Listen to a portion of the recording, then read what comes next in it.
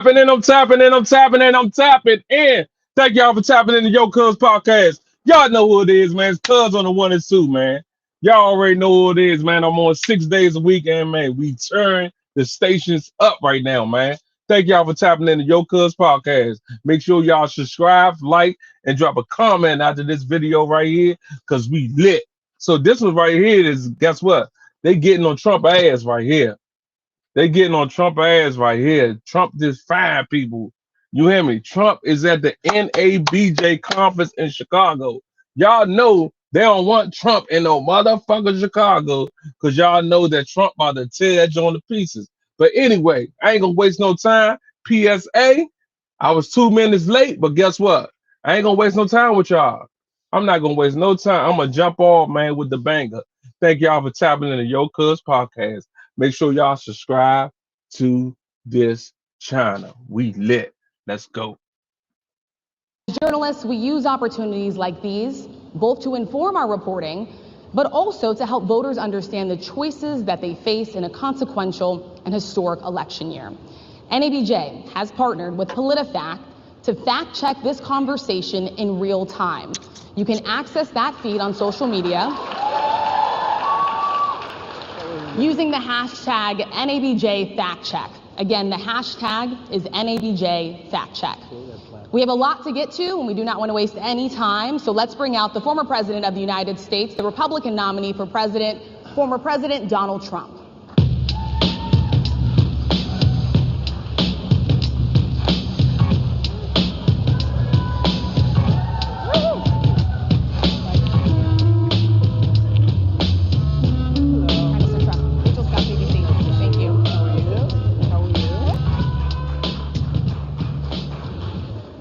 People come to us and their teeth are so bad that they all need to be extracted. They all need to be taken out and they need to get brand new teeth. Mr. President, we so appreciate you giving us an hour of your time. I want to start by addressing the elephant in the room, sir. A lot of people did not think it was appropriate for you to be here today. You have pushed false claims about some of your rivals, from Nikki Haley to former President Barack Obama, saying that they were not born in the United States, which is not true. You have told 4 congresswomen of color who were American citizens to go back to where they came from. You have used words like animal and rabid to describe black district attorneys. You've attacked black journalists, calling them a loser, saying the questions that they ask are, quote, stupid and racist. You've had dinner with a white supremacist at your Mar-a-Lago resort. So my question, sir, now that you are asking black supporters to vote for you, why should black voters trust you after you have used language like that? Well, first of all, I don't think I've ever been asked a question in such a horrible manner. First question. You don't even say, hello, how are you? Are you with ABC? Because I think they're a fake news network, a terrible network. And I think it's disgraceful that I came here in good spirit. I love the black population of this country. I've done so much for the black population of this country, including employment, including opportunity zones with Senator Tim Scott of South Carolina, which is one of the greatest programs ever for black workers and black entrepreneurs. I've done so much, and you know, and I say this, historically black colleges and universities were out of money. They were stone cold broke. And I saved them, and I gave them long-term financing, and nobody else was doing it. I think it's a very rude introduction. I don't know exactly why you would do something like that. And let me go a step further. I was invited here, and I was told my opponent, whether it was Biden or Kamala, I was told my opponent was going to be here. It turned out my opponent isn't here. You invited me under false pretense. And then you said, you can't do it with Zoom. Well, you know, where's Zoom? She's going to do it with Zoom, and she's not coming. And then you were half an hour late, just so we understand. I have too much respect for you to be late. They couldn't get their equipment working or something was Mr. President, wrong. I would love I think if you it's can a answer the very question nasty on your rhetoric question. and why you I have believe that answered black the voters question. should trust you with another I 4 have years. been the best president for the black population since Abraham Lincoln. That's my answer. Better than President Johnson, who signed the Voting Rights Act? And for you to start off a question and answer period, especially when you're 35 minutes late, because you Hold up, hold up, hold up. See, this is what I'm talking about. He came there because he thought somebody else was gonna be there. So they had to lie just to get him there, just to let him know what he been doing. So he mad. So now he gonna switch it around because everything's black culture now. No Trump, you doing whatever you want to do right now. Let's go, y'all. You couldn't get your equipment to work in such a hostile manner. I think it's a disgrace. Let me just ask a follow-up, sir, and then we'll move on to other questions here. Some of your own supporters, including Republicans on Capitol Hill, have labeled Vice President Kamala Harris, who is the first Black and Asian American woman to serve as vice president and be on a major party ticket, as a DEI hire. Is that acceptable language to you? And will you tell those Republicans and those supporters to stop it? How do you define DEI? Go ahead.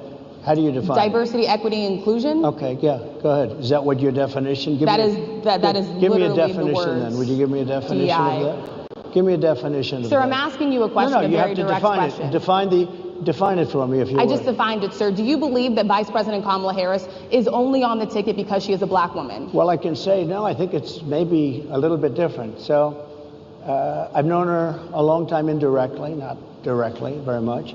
And she was always of Indian heritage, and she was only promoting Indian heritage. I didn't know she was Black until a number of years ago when she happened to turn Black, and now she wants to be known as Black. So I don't know, is she Indian or is she Black? She has always identified as a Black woman. She went to a historically Black college. I respect either one, but she obviously doesn't, because she was Indian all the way, and then all of a sudden she made a turn and she became a Black person. Just to be clear, sir, do you believe that she is... I think somebody should look into that too when you ask, continue in a very hostile, nasty tone. It's a direct question, sir. Do you believe that Vice President Kamala Harris is a DEI hire, as some Republicans really don't have know. said? I mean, I really don't know. Could be. There are some, and there are plenty. I know this lady right over there. He was not ready for this one. Make sure y'all tap in, man, to that Yocuzpodcast, man. Make sure y'all subscribe to this channel. I'm trying to run up to 800 subscribers by the end of this month. And YouTube family, I need y'all help, man. Make sure y'all tune in. We lit tonight, man. Harris is a fantastic person who just interviewed me at length. And we had a great interview, I think. And I heard you got very good ratings on that interview. You told me it was the longest one of your life. So we had a good discussion. Look, I want to talk about why you're here today. I mean, it is not lost on us how divided we are as a country. And as you were coming today, we really got to see that we are divided along the lines of race, along the lines of gender. And there is this question of, in this moment where we are, why come here? What is your message today? My name is Brent Britton. I'm currently serving in the military, and I'm in Indiana, Texas. My message is to stop people from invading our country that are taking, frankly, a lot of problems with it. But one of the big problems, and a lot of the journalists in this room I know and I have great respect for, a lot of the journalists in this room are Black. I will tell you that coming from the border are millions and millions of people that happen to be taking Black jobs. You had the best. What exactly is a Black job, sir? A Black job is anybody that has a job. That's what it is. Anybody that has a job. All right. And they're taking the employment away from Black people. They're coming in, they're invading. It's an invasion of millions of people, probably 15, 16, 17 million people. I have a feeling it's much more than that. And everybody's been seeing what's happened. The first group of people, the Black population, is affected most by that. And Kamala is allowing it to happen. She's the border czar. She's the worst border czar in the history of the world. There's never been a border czar like this. She's never even essentially been. She said she was there once, but not the right part of the border. So she was a border czar. She's done a horrible job. These people are coming into our country, and they're taking Black jobs and Hispanic jobs, and frankly, they're taking union jobs. Unions are being very badly affected by all of the millions of people that are pouring into our country. And one thing, as we discussed, many of these people are coming in from mental institutions, from prisons, from jails. They're gang members in other countries. Other countries are setting loose their prisoners. They're opening up their prisons and their mental institutions, and they're taking their bad people, drug dealers, gang members, and they're bringing them into the United States. And by the way, their crime rate is going down, and our crime rate is going to be a disaster. Mr. President, I want to get into how you address some of the issues with black communities. And I say that plural because we live in communities of... You heard what he said? Black jobs. He said black jobs mean to him is that we take any type of jobs, man. You hear this shit? But this is the man that y'all voted for. Fucking Trump. Make sure y'all pay attention to this, man. We did. Color that are different. We're not all the same. We don't vote the same. We don't think the same. It's not monolithic. So as you come here today, I want to talk about something that bursts, and this is the weight of the inflation on this country right now. The nonprofit Money Management International recently released data from its mid-year analysis that we have found a 52% rise in people who are seeking counseling for being in credit debt. They're paying for food that is sky high on their credit cards, and now they can't pay that off. The credit counseling nonprofit Emai, as I said, is saying now that they've seen surges that they haven't seen since we were in a pandemic of people in financial trouble. Much of that falls on the shoulders of single moms, single black moms, when you look statistically.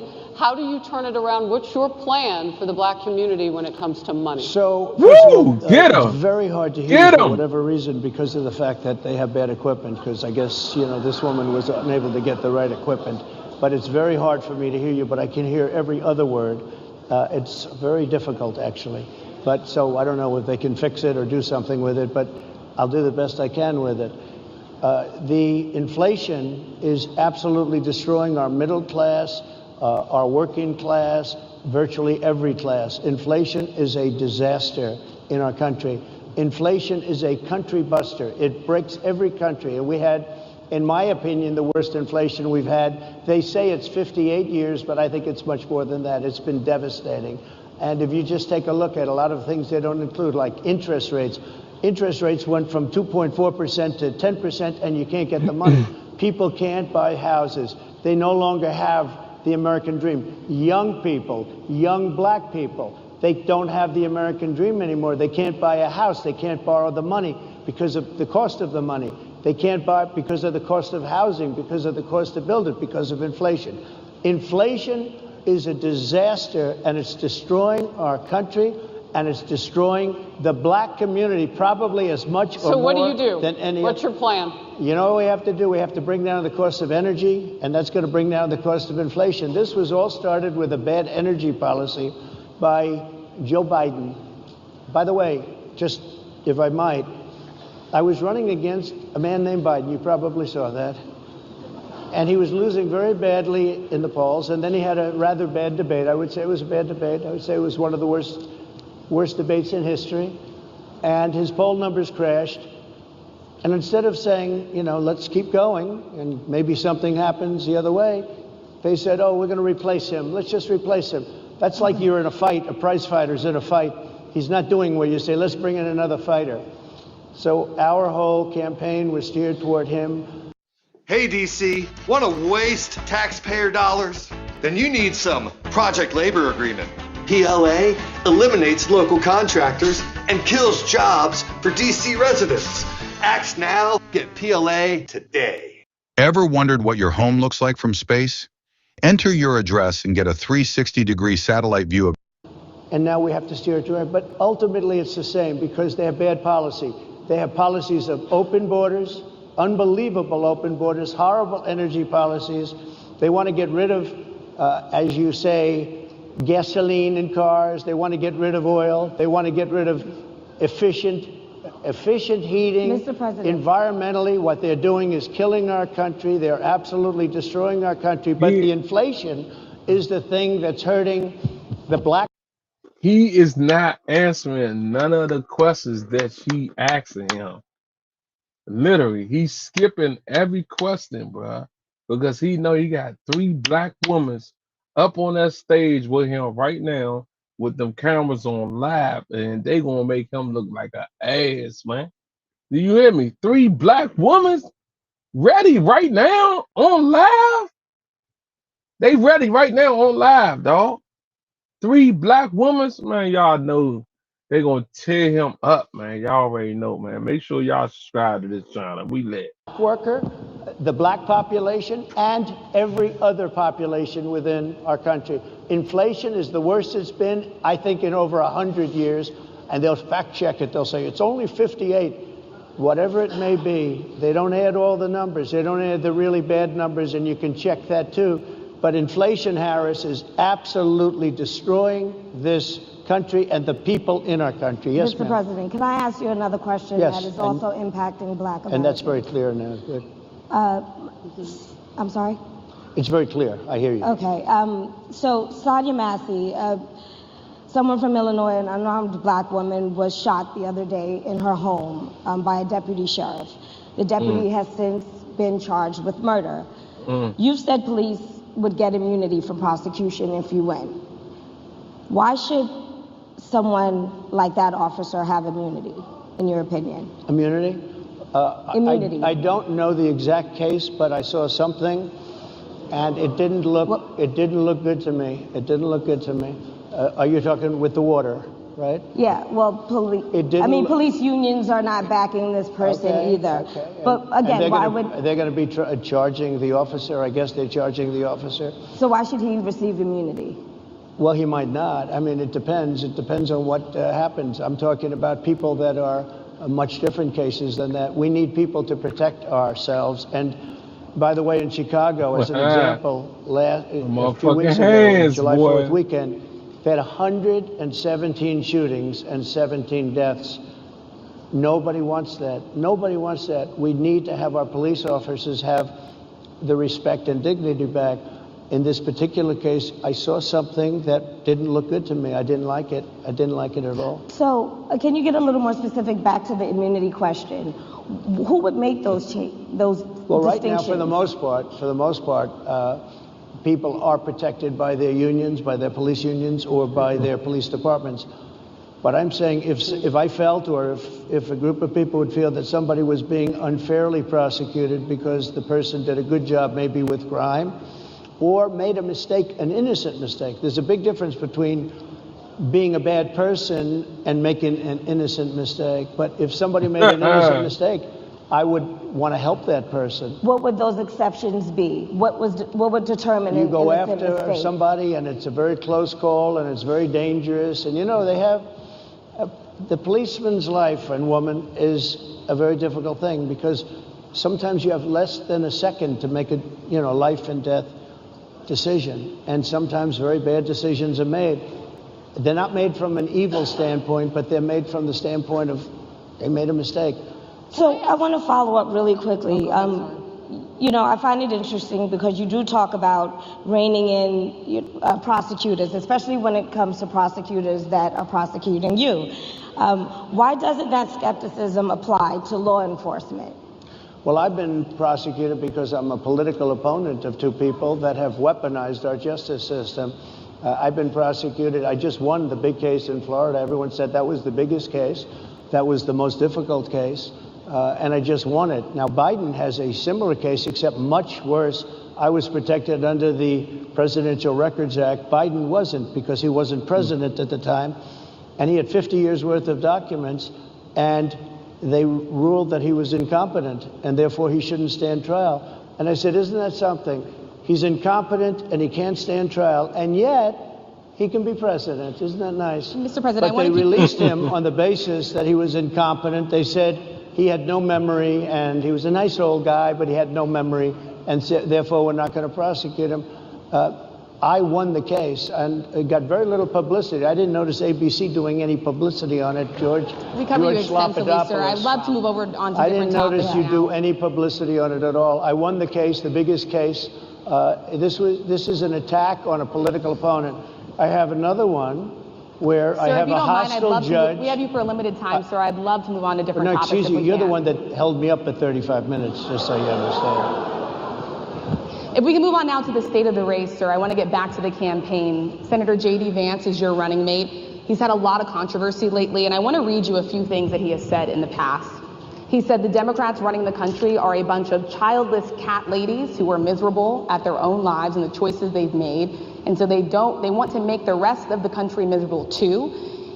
He's not talking here about how great it is to be a parent. He's attacking what he says are the choices people are making to not have children.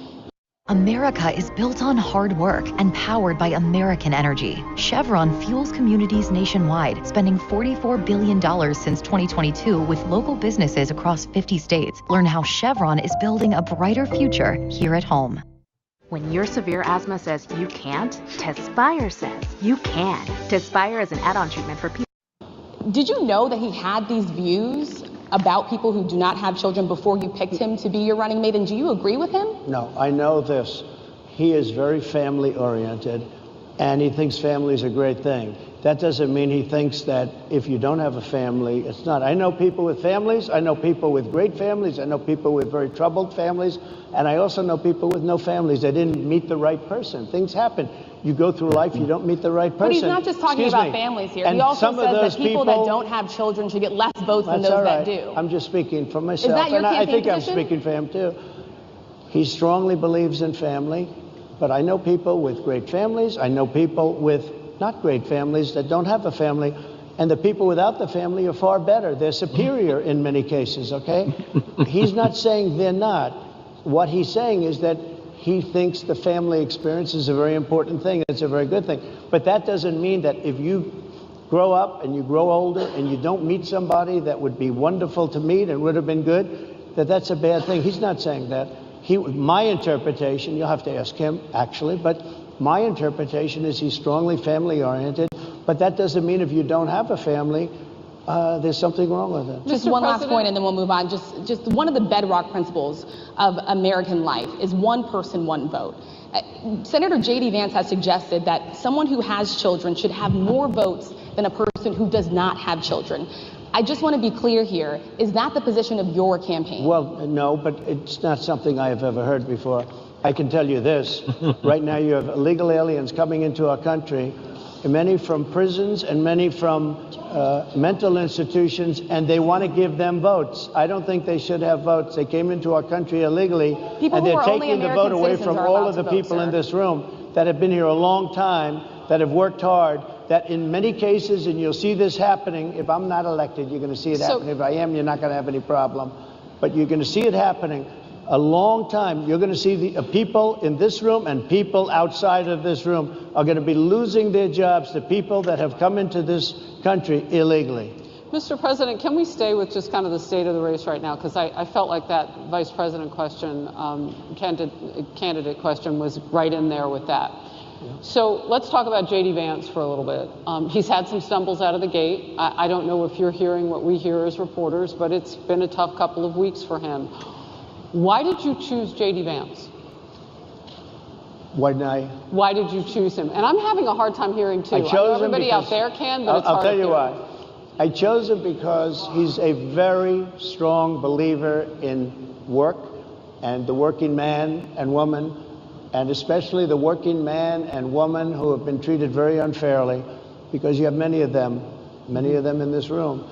But you have many of those people who were treated very unfairly. They worked very hard and they were treated unfairly. He wrote the book that became a bestseller. The movie became a smash hit. He's a very smart guy without the benefit of having a family that has contacts, like a father that was well connected. He got into Yale Law School. He graduated in 2 years from Ohio State, summa cum laude. I mean, you take a look at, his career has been an amazing career.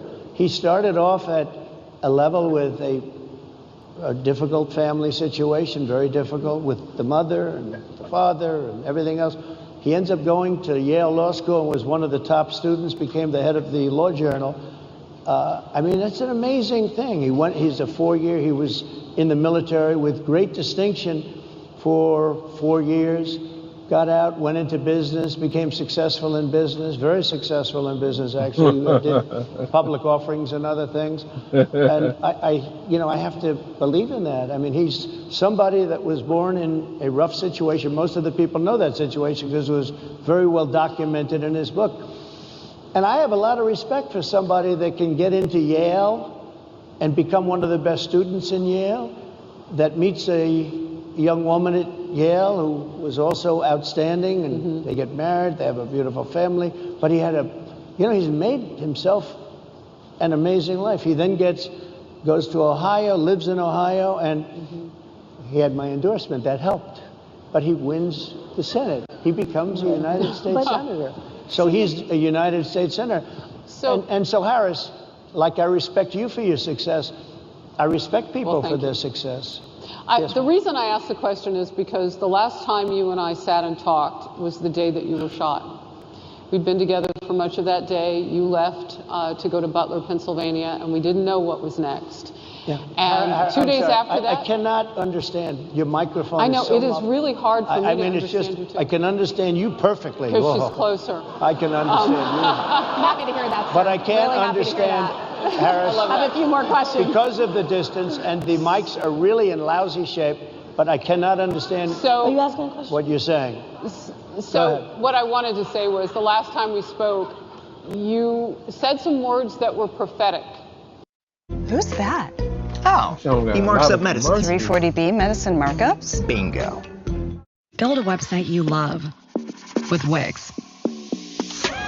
For your words, Because I asked you who you wanted to choose for vice president. Yeah. And you said normally it really wouldn't matter what they would bring, you choose somebody that you think has a future, that sort of thing. But you said these words 3.5 hours before an attempted assassination on your life. You told me that bad things happen, Harris, and that's why this decision is important this time. Bad things happen. You said it twice. When you look at J.D. Vance, is he ready on day one? Does he what? Ready on day one, if he has to be. I've always had great respect for him, and for the other candidates too. But I will say this, and I think this is well documented. Historically, the vice president, in terms of the election, does not have any impact. I mean, virtually no impact. You have 2 or 3 days where there's a lot of commotion as to who, like you're having it on the Democrat side, who it's going to be. And then that dies down, and it's all about the presidential pick. Virtually never has it mattered. Maybe Lyndon Johnson mattered for different reasons of what we're talking about, not for vote reasons, but for political reasons, other political reasons. But historically, the choice of a vice president makes no difference.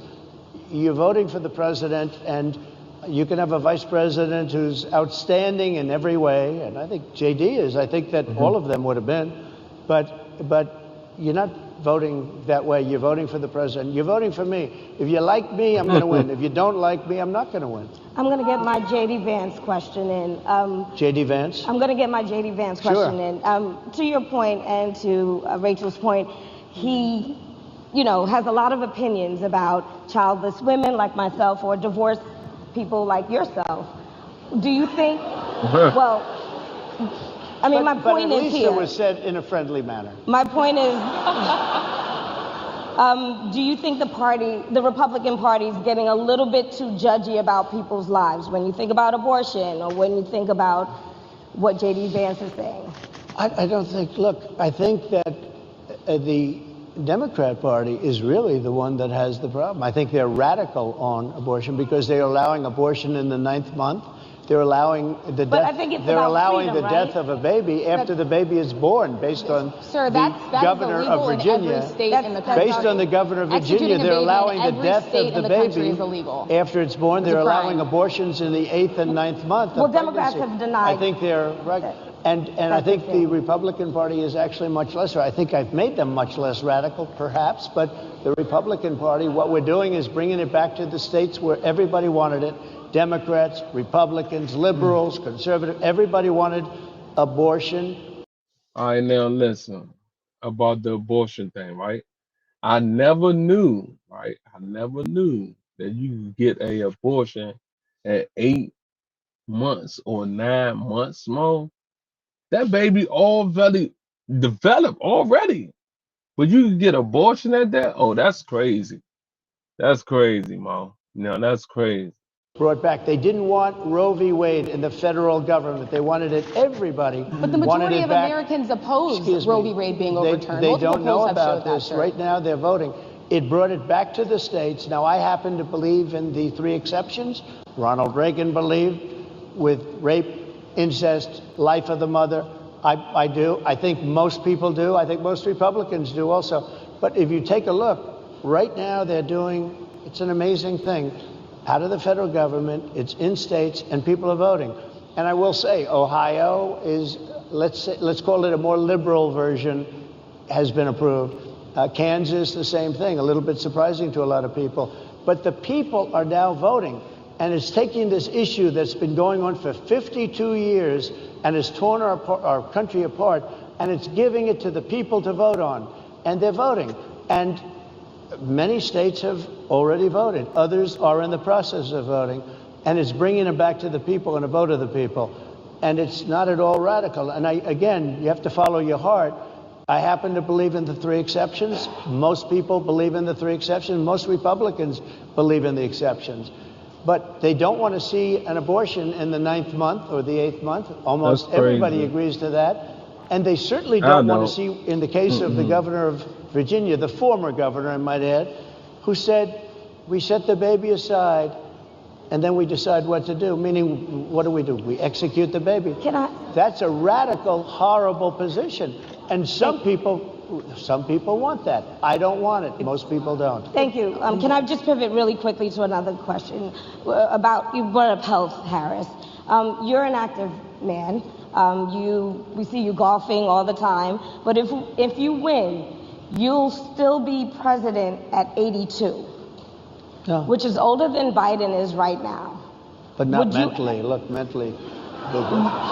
Here's the question. He's shot. But most people, I know many people in their 80s and their 90s that are in great shape. Some of our greatest leaders. You look at throughout the world history, the greatest leaders, some of the greatest leaders in the world were in their 80s. But here's the question. Would you consider stepping down if you felt that your health was declining? Or would you? Absolutely. And who would? I think I'd know. Absolutely. I think I'd know. Look, if I came onto a stage like this and I got treated so rudely as this woman treated me. Oh my goodness. This is horrible.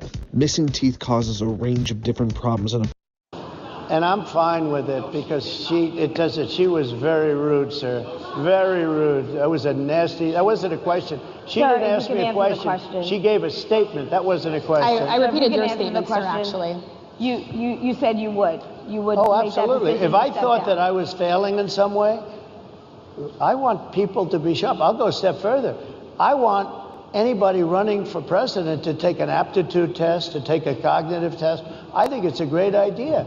And I took 2 of them and I aced them. Well, I took 2 of them. But let me ask you. I would like to have people running for president, and I don't mean because they're 75 or 85. I think anybody running, I'd like to do it. People say it's not constitutional. I would like to have something passed where you can do it. I think we should know. I mean, I've watched what's happened in the last couple of years under this gentleman, and our country is a mess. We have inflation. We have the millions of people falling in. We have Afghanistan, which was the worst, most embarrassing moment in the history of our country. What he has done to our country, and her too, what they've done to our country, she has been a horrible vice president. She's considered the worst vice president in the history of our country. Don't mean to interrupt you, but would you consider taking the cognitive test? Mr. President. I would love to and do make it it public. Well, I've already taken 2 of them, but I'll do it again. Mr. President, how do you intend to... I suggested, Harris, that let's take one. I said, Joe and I will go and take a cognitive test. Now, I'd do it with her, too. I would do it with her also. You know what? She failed her law exam. She didn't pass her law exam, so maybe she wouldn't pass the cognitive test. Mr. President, are you saying she wouldn't pass? Just to be clear, I'm just giving you the facts. To be clear, you don't think Harris? How do you intend? She didn't pass her bar exam, and she didn't think she would pass it, and she didn't think she was going to ever pass it.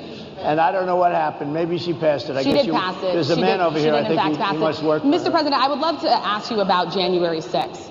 You called yourself the candidate of law and order.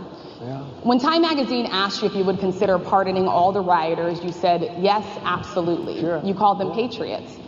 140 police officers were assaulted that day. Their injuries included broken bones. At least 1 officer lost an eye. 1 had 2 cracked ribs. 2 smashed spinal discs, another had a stroke. Damn. Were the people who assaulted those 140 officers, including those I just mentioned, patriots who deserve pardons?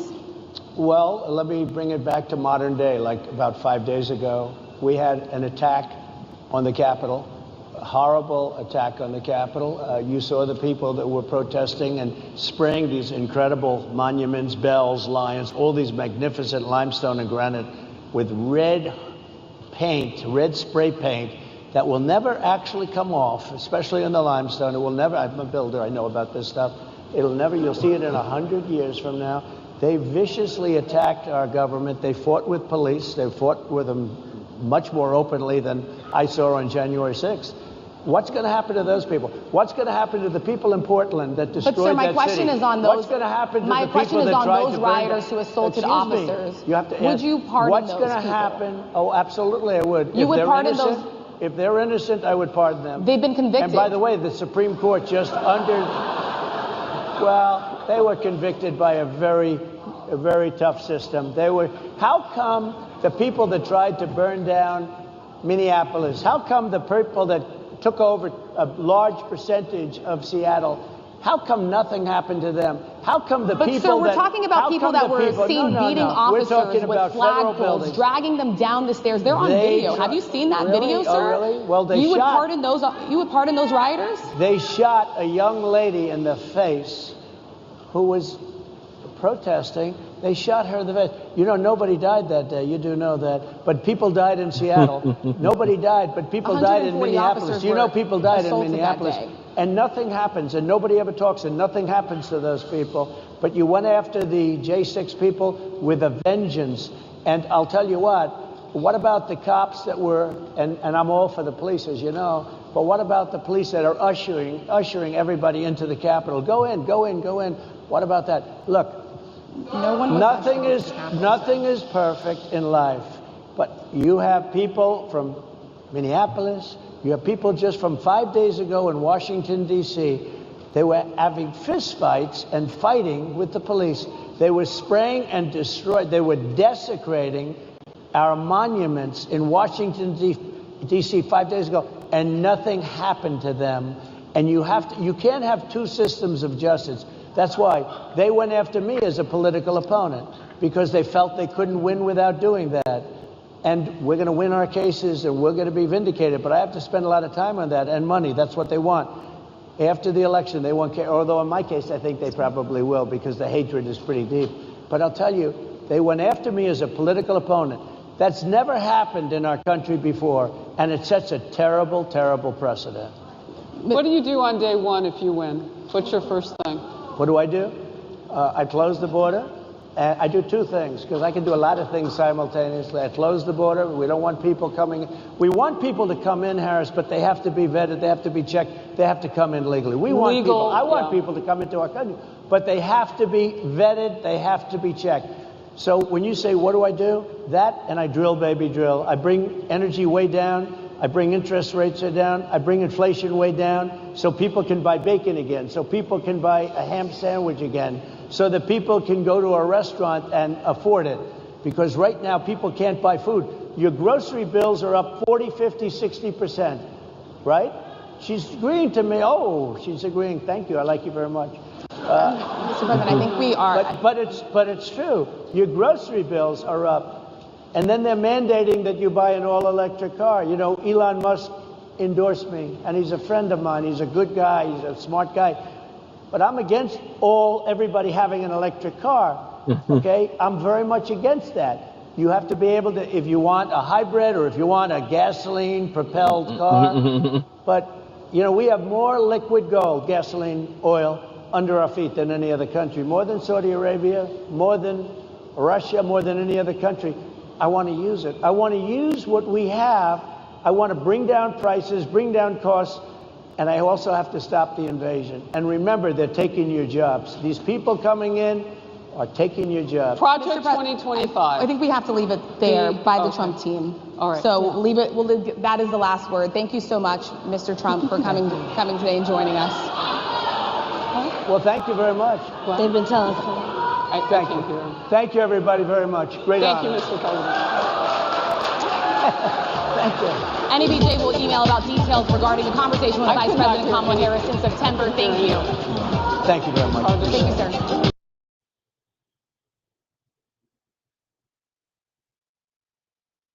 I'm back. Y'all already know who it is, man. Like I say, I'm gonna hit y'all with all bangers. You hear me? Y'all heard it first. Donald Trump ain't know what to say but the same shit. From what I'm saying? He ain't know what to say but the same shit. So listen, I'm letting y'all know, man. Thank y'all for tapping into Yocuzpodcast. Make sure y'all tune in tomorrow at 8 p.m. because we lit. Make sure you subscribe to this channel. And I'm gone.